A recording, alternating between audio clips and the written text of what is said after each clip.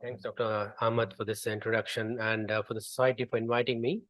So the topic today is in-hospital acute kidney injury. So can I move the slides? Can I move the slides? Okay, so I have research support from Econos and also work with Baxter for setting up the CRRT Center of Excellence for our region. So the learning objectives is to describe the epidemiology of AKI in hospitals, the short and long-term outcomes, address some myths around in-hospital AKI, and share some of the work we're doing in SSMC to improve in-hospital AKI care. I'm not going to talk about AKI pathophysiology, dialysis, and its impact on outcomes, vascular disease, because this is not the objective of this talk. AKI is common. There was an NC-POD report which came out from the NHS in 2012 that 1 in 5 of all hospitalized patients get AKI. And this is the same report which first figured out DVT, MRSA prevalence, TRALI prevalence, and mortality is high if you get it post-admission. And this landmark paper came from Brigham in mid-2000s that even mild rise in creatinine after hospitalization increases the length of stay by 3.5 days, adds to hospitalization, and increases chance of dying. And we know that even mild AKI is associated with impaired long-term survival. This data came out from Canada, where it shows that even mild AKI affects outcomes 5 to 10 years down the line. And it's pretty obvious because people who get AKI and in hospital are usually diabetic, heart failure patients, liver failure patients. Thank you. Sorry. Thank you, Rania. And so if they get AKI, they're more likely to have long-term worse outcomes. And we know that even if you get AKI with not requiring dialysis, your risk of progression to CKD is high. So this is the data from Taiwan. Like they followed 500,000 patients who got who had AKI not requiring dialysis, and they developed CKD long term. And we frequently see this elderly woman comes in, gets a mild AKI, and then goes home on long-term dialysis. Because as you know, in elderly people, creatinine is not a good marker of underlying CKD. And they may have underlying CKD, which unmasks when you get an AKI and they end up on dialysis. This is from Medicare claims data.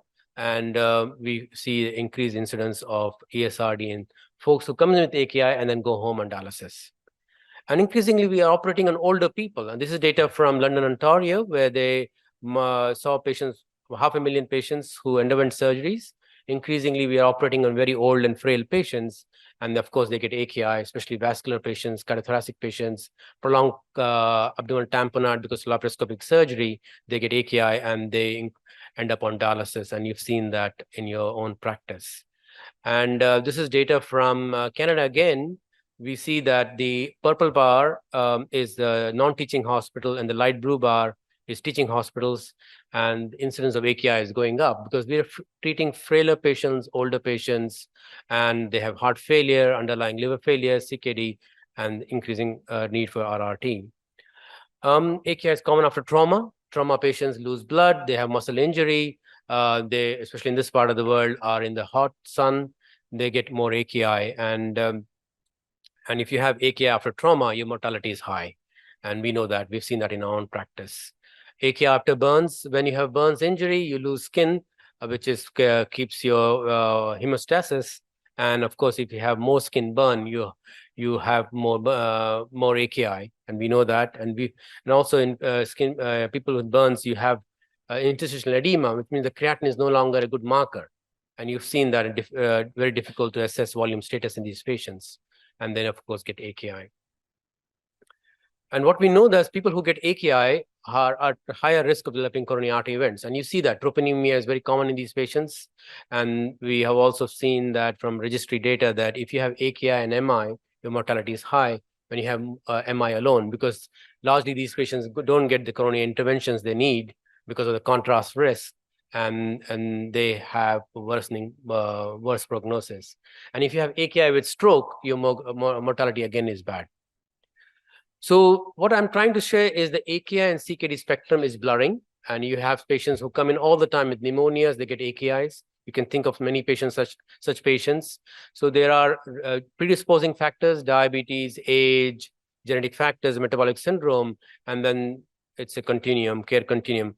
So evolutionary basis, as you know, kidney is a modified artery. So whatever disease which affects the artery in other vascular beds can affect the kidney. So the point I was trying to make is in hospital, AKI is a patient safety thermometer. So if your patient is getting AKI in the hospital, that means the patient is ill.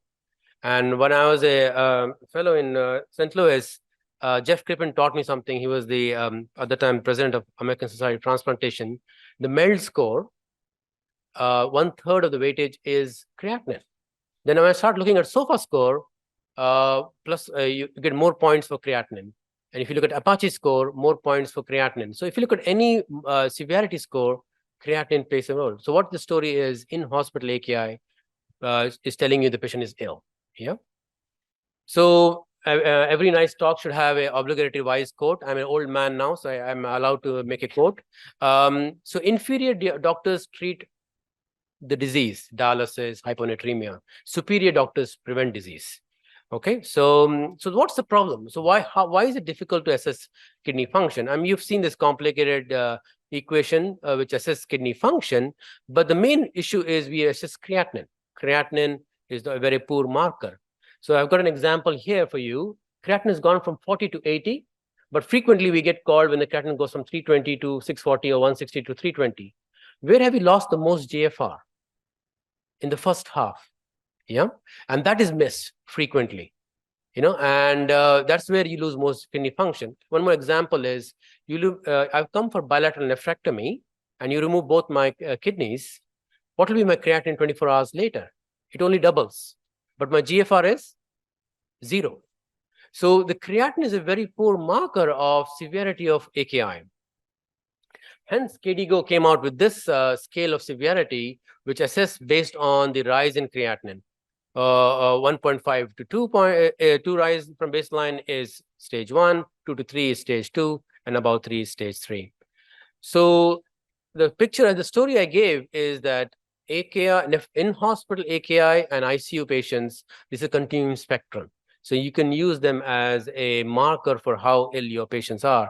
Unfortunately, we don't have critical care nephrology as a subspecialty in UAE, but for one of the residents here, that's a untapped opportunity for themselves. So we know that AKI, if you have AKI in hospital, you increase length of stay, you increase the risk of infection because you get lines, you get fluid overloaded, you get hospital-acquired pneumonia, and mortality short-term and long-term is high. The treatment of AKI is not rocket science. You optimize hemodynamics, you limit nephrotoxin, and monitoring of fluid status is difficult, and we'll talk about that, and of course, renal replacement therapy. And this everyone knows, but as you know, it's very difficult to do this in clinical practice. How to assess volume status in heart failure patients, in liver patients, limit nephrotoxins. You have to give amikacin. You may have to give vancomycin for this patient because they have MRSA collapse. And of course, what type of renal replacement therapy to do. So I think, if I'm allowed, I'm going to tell a small story. I don't know if you know, what is the most common cause of death in World War I and World War II?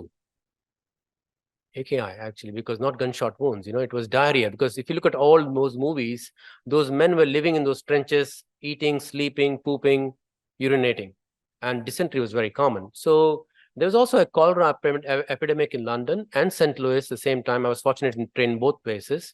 So these two physicians, Sidney Ringer in London and Alexis Hartman in St. Louis, said, why can't we create a fluid which we can give as a replacement, Because at that time, if you remember, there's only blood which you could give. Landsteiner had discussed blood group.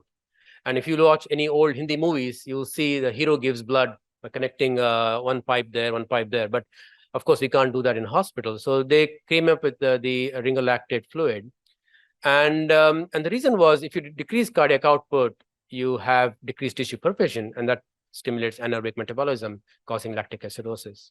So by the time Korean War came and the Vietnam War came, if you watch any Korean movie or Vietnam War movie, every platoon had a guy who's got a plus sign, and his job was, as soon as someone gets shot, cannulate the cubital fossa and give a liter of fluid. This is called fluid buddy. The US Army did it. By the time Vietnam War came, we figured out that people were dying of respiratory failure. So ARDS was first discovered. ARDS was first called Da Nang Lung. Da Nang was the biggest military hospital in Vietnam.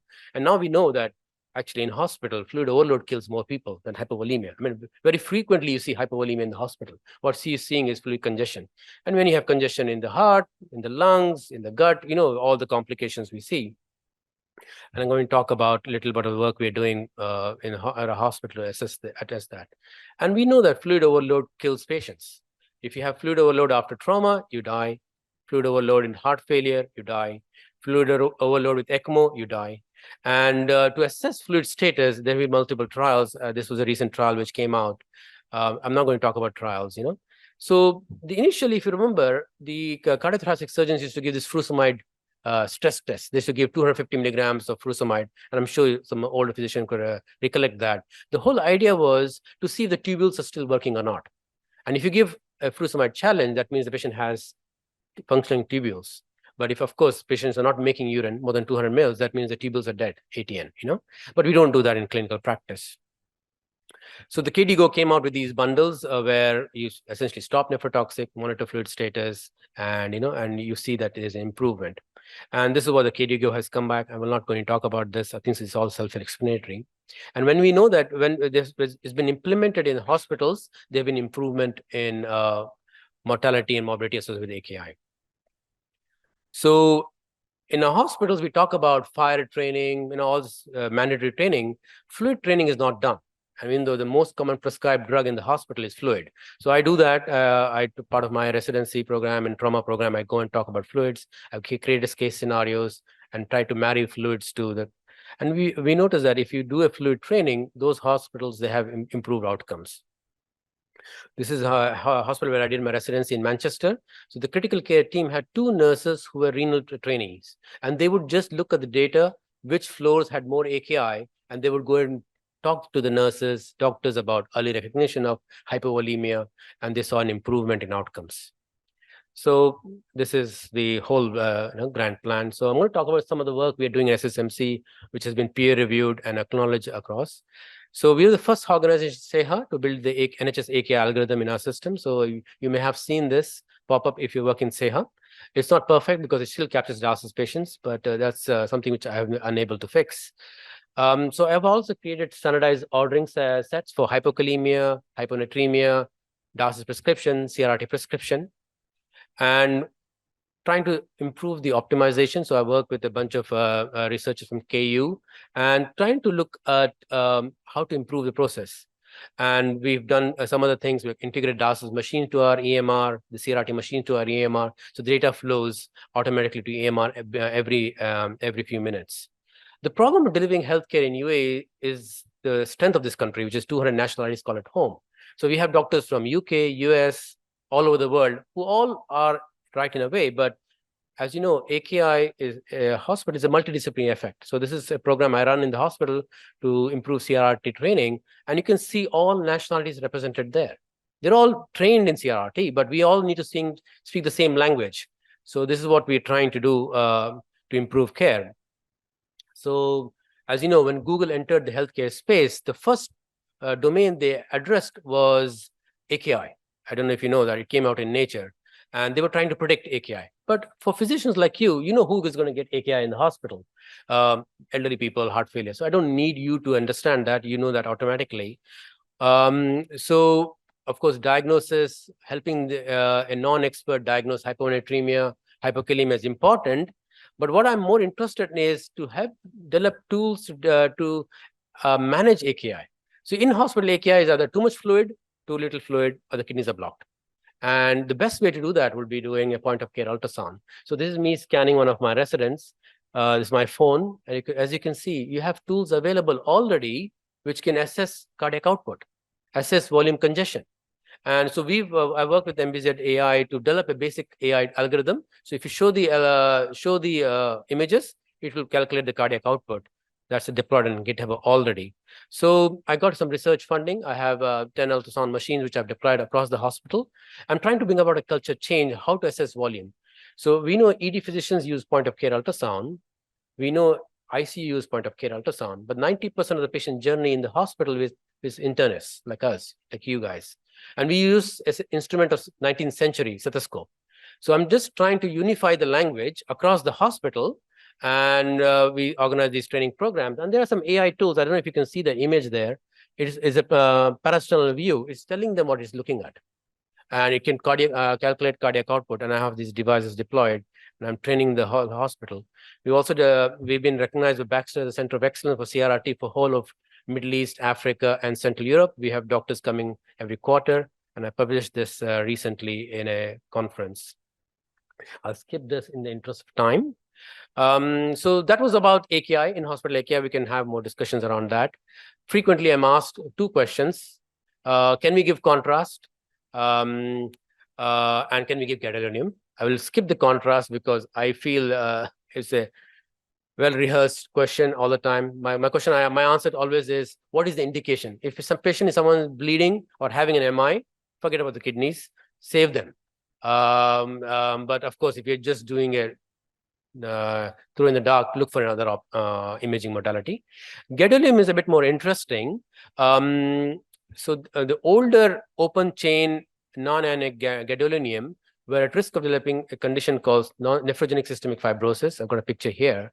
But the new GADs, which are macrocyclic and non-ionic, the American College of Radiology and National Kidney Foundation both have said they can be used. In our hospital, we use Gadavist. They have not been shown to cause nephrogenic systemic fibrosis.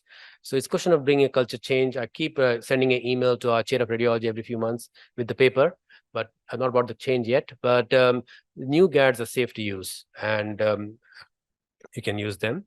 Second thing I want to talk about is sick day rules. This in King Faisal, when I was there, we developed this sick day rules card because, we are prescribing medications. We're prescribing ACE inhibitors, ARB, SGLT2 inhibitors, diuretics to patients who are at risk of developing pneumonias, dehydration, hypotension. And we need to counsel these patients that when you become unwell, you have to stop them. This is by the NHS. I know NHS gives sick day rule cards, but we don't do that often here. And actually, there was a paper which came out after the introduction of the GP cough points. As people who have trained in the UK know this. In 2006, GPs were encouraged to prescribe ACE inhibitors to everyone who's got CKD or hypertension, but there was increased risk of AKI in UK. So hence, because of the NCPOD report, every hospital was encouraged to prescribe a sick day rule card, but we're not doing that here. And I'm sure you see so many AKIs or people who are on these RAS blockade SGLT2 inhibitors, which could have been prevented if they had stopped taking those medications early. Medications and AKI, one line. Dialysis removes medications which are water soluble, which have a low volume of distribution, which are not protein bound, and which are less than 1,500 kilodalton. Vancomycin is probably the limit of what we can remove. Anything bigger than that, you need plasma exchange. And drug dosing in AKI, you have to speak to the clinical pharmacist or a nephrologist. Second point I want to make is PPIs. They're given out like Smarties in the hospital. PPIs have been shown to increase the risk of CKD. So try and limit the use. Third thing is many patients undergo elective surgeries. They go undergo cardiac screening, they go undergo lung screening, but no one thinks about kidney screening.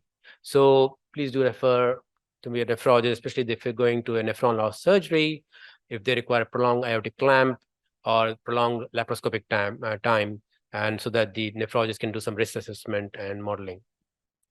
So in summary, AKI is common. AKI needs multidisciplinary care. Assessment volume status is critical. Point of care ultrasound should be the standard of care in assessing volume status in hospital. And renal replacement therapy is a multidisciplinary. That's it. Thank you very much. I hope you found the introduction